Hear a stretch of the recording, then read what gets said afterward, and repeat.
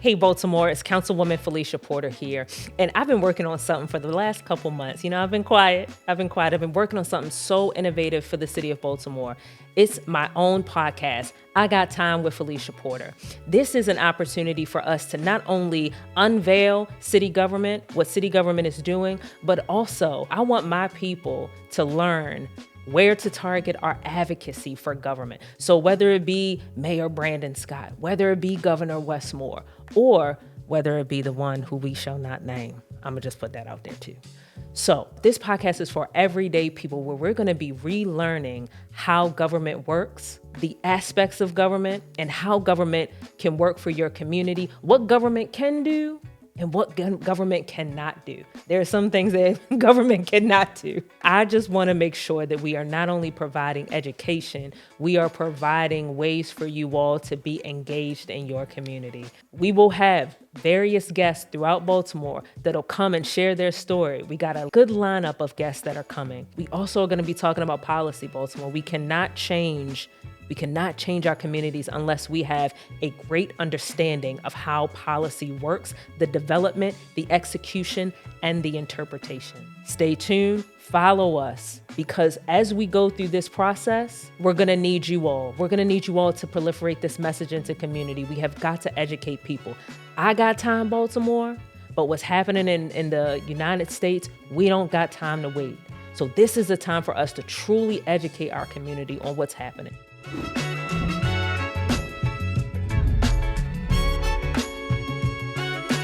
We're gonna break it down, y'all. I'm gonna break it down for y'all really, really just plainly. I know everybody talks about Schoolhouse Rock. This gonna be Phylicia House Rock. We got 3 levels of government. All right, work with me. Follow me now. Follow me. We have the legislative branch.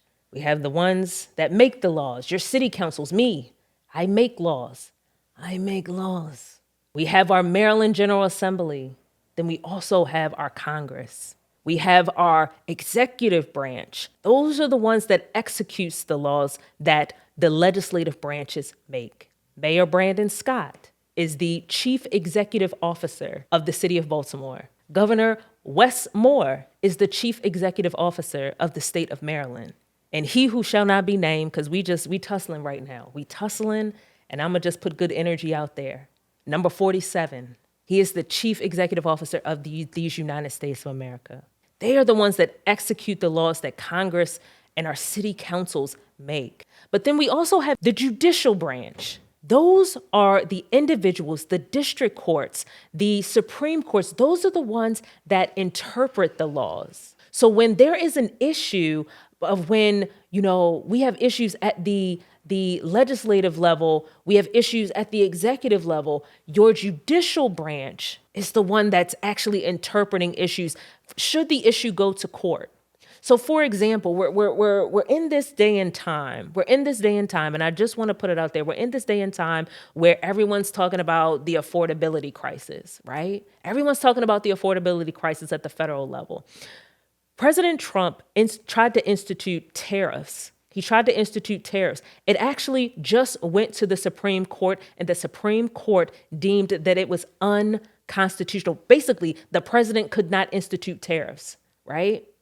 So that is a valid example of how you had Congress. They tried to block the president from instituting very expensive tariffs. But the president did it anyway, right? So it had to go to the Supreme Court. In a 6-3 decision, the court deemed that it was not constitutional and that the president could not do it. So that's a clear example of the 3 levels of government. We're going to come back to it. So again, we have the legislative, we have the executive, and we have the judicial branch. I want to give you all some specific examples as you all develop your advocacy muscle as we approach the midterms in November and also beyond in 2028. I want to give you all some clear examples of aspects of each level of government. So our local government, our police, the local government has aspects of school board, our education system, trash, potholes, and I'm going to just keep it a buck, the roads. Baltimore is the only jurisdiction where we have to pay for our roads out of the entire state of Maryland. That's why, when folks talk about how bad the roads are in Baltimore, That is an aspect that we also have to add context to the conversation. Baltimore is also paying for our roads through highway user revenue fees. In my district alone, the amount of emails that I get about Patapsco, Pennington, look, I ride down them every single day too. The Hanover Street Bridge. Yeah, we have to obtain federal and state funding for that. Our state level, when we're talking about licensure, behavioral health licensure for providers, fitness for providers, that happens at the state level. Medicaid, and I'm just going to put this out there because I know this is a hot topic right now. Shout out to Delegate Jackie Addison, who is doing the work. The Virginia tags, the registration fees that are happening, that happens at the state level. And then at the federal level, when we talk about immigration, when we talk about making sure that ICE does not come into our communities, when we talk about Social Security, student loans, okay, that's at the federal level. So every aspect of policy is controlled by various levels of government, your local, your state, and your federal. And everybody has a part to play to make sure that we have maximum alignment. That's so key in policy development and execution and also interpretation, that there is alignment and that everyone is going on the same sheet of music when they are developing, executing, and interpreting that policy. Baltimore, I know there was a lot in a little bit of time, but I just want to close out and say, this is an opportunity for us to really change the game of how we approach political education in the city of Baltimore. This is an opportunity for us to make sure that when we go towards the midterms, we understand who controls what policies they are developing, and who exactly is representing us at the city, state, and federal level. I said at the beginning of this, I got time to educate y'all, but we don't have time. We do not have time to let another midterms happen where our communities are not at the forefront of education and political awareness. We've got to be smarter, y'all. We can't be calling Governor Wes Moore to plow our streets, right?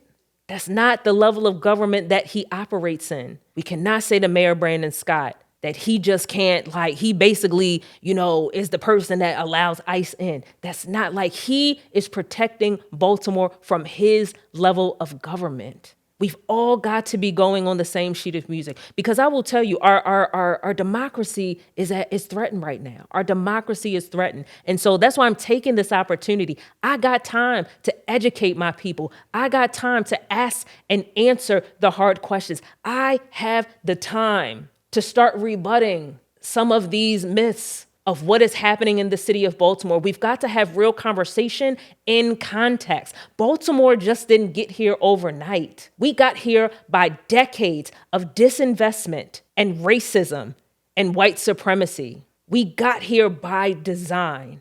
And it's going to take a massive undertaking of education, execution, and leadership to get us out of it. But I'll tell you something, y'all. We as the city council, we time enough.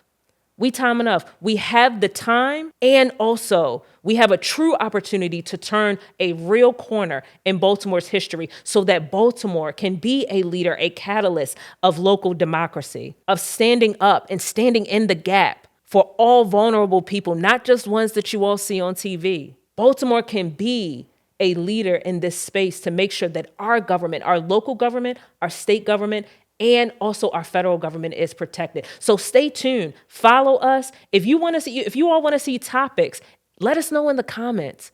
Because again, this podcast is to educate you about what is happening at local government, state government, and federal government. I got time. Even though I'm busy in committee hearings, community meetings, and things of the like, this is an aspect and a part of the job. So I got time to educate my people. Talk soon, Baltimore.